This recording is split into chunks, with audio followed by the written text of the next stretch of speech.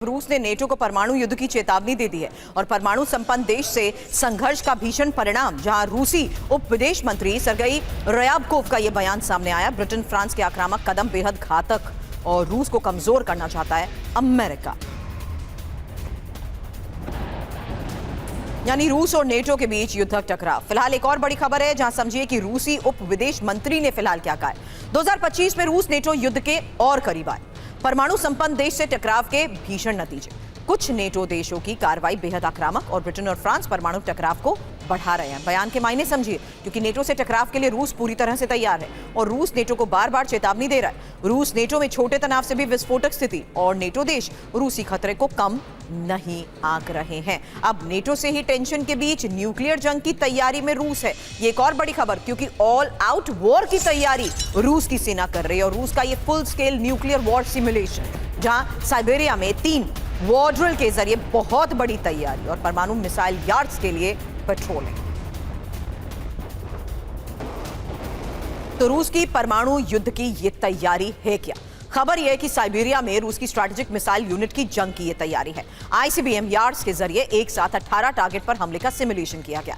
लगातार 2 दिन तक 3 अलग अलग फुल स्केल वॉर ड्रिल की गई हैं और यार्ड्स मिसाइल स्ट्राइक ग्रुप ने साइबेरिया में पेट्रोलिंग भी किया। लगातार जगह बदलकर यार्ड्स मिसाइल से हमले की सिमुलेशन। 12,000 किलोमीटर तक अलग अलग टारगेट्स पर एक साथ हमला कर सकती है यार्ड्स। अब बाल्टिक देश एस्टोनिया की युद्धक तैयारी। अब K239 रॉकेट सिस्टम एस्टोनिया खरीदेगा। हालांकि साउथ कोरिया से 31 अरब रुपए की डिफेंस डील को लेकर यह खबर आई, जहां रूस से खतरे के मद्देनजर ही एस्टोनिया की यह डील, डिफेंस डील बहुत अहम है। साथ ही नॉर्वे और लातविया और लिथुआनिया की भी K239 रॉकेट सिस्टम में दिलचस्पी है। यानी लगातार बढ़ते तनाव के बीच, रूस के डर के बीच ही एस्टोनिया की डील। आज की एक और खबर, जहां साउथ कोरिया से रॉकेट सिस्टम एस्टोनिया खरीदेगा। K239 multiple rocket system Estonia खरीदेगा और दोनों देशों के बीच 31 अरब रुपए की ये डिफेंस डील है। इस डील में 6 लॉन्चर के साथ 290 मिसाइल वेरिएंट भी शामिल हैं। हालांकि K239 एस्टोनिया को लेकर हो रही ये डील आखिर ये इतना अहम क्यों है? क्योंकि रूसी सैन्य ठिकानों पर सीधी चोट पहुंचा सकता है। नेटो के फॉरवर्ड डिफेंस में इसका योगदान बहुत इंपॉर्टेंट है। K239 रॉकेट की तेज तैनाती और हमला करने वाली जगह बदलने की भी इसकी क्षमता। हालांकि दुश्मन के जवाबी हमले से बचाव। ऐसे में क्या वाकई ये रूस के लिए खतरा है? क्योंकि एस्टोनिया रूस की सीमा के बेहद करीब है और 24 घंटे में रूसी सेना एस्टोनिया पहुंच सकती है। रूस बाल्टिक देशों की घेरेबंदी कर चुका है। बाल्टिक देशों के खिलाफ रूस का आक्रामक रुख है।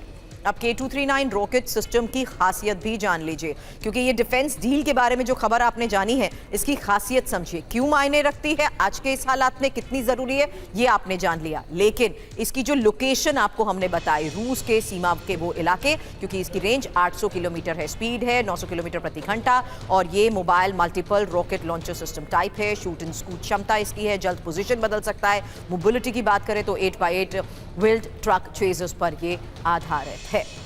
अब नेटो देश यूक्रेनी जवानों को ट्रेनिंग दे रहे हैं। एक और बड़ी खबर है, पोलैंड में यूक्रेनी जवानों को ट्रेनिंग और पोलैंड नॉर्वे की सेना मिलकर ये ट्रेनिंग दे रही है। हालांकि जर्मनी, आपको बता दें, यूक्रेनी जवानों के लिए ही बनाया गया है ये स्पेशल कैंप। यानी आज के इस हालात में सैन्य मदद की बात होती थी, लेकिन अब फिलहाल ये एक और बड़ी खबर और तस्वीर सामने आई है, जहां यूक्रेनी जवानों के लिए बाकायदा एक स्पेशल कैंप बनाया गया है और यूक्रेनी जवानों को ट्रेनिंग दी जा रही है। कौन दे रहा है ये ट्रेनिंग? नेटो। यूक्रेनी जवानों को नेटो की ट्रेनिंग को लेकर खबर यह कि पोलैंड में स्पेशल कैंप बनाया गया है। आमने सामने की जंग की ये ट्रेनिंग बताई जा रही है, जहां आधुनिक हथियारों से ट्रेनिंग हो रही है और पोलैंड नॉर्वे के सैनिक ये ट्रेनिंग दे रहे हैं। हालांकि नेटो के 7 देश वित्तीय मदद दे रहे हैं। हालांकि रूस नेटो तनाव जिस तरीके से बढ़ चुका है, संकेत मिल रहे हैं, क्या इस वजह से ये तनाव और बढ़ेगा? ये एक और बड़ा सवाल है। रूस इसे नेटो का दखल मानेगा।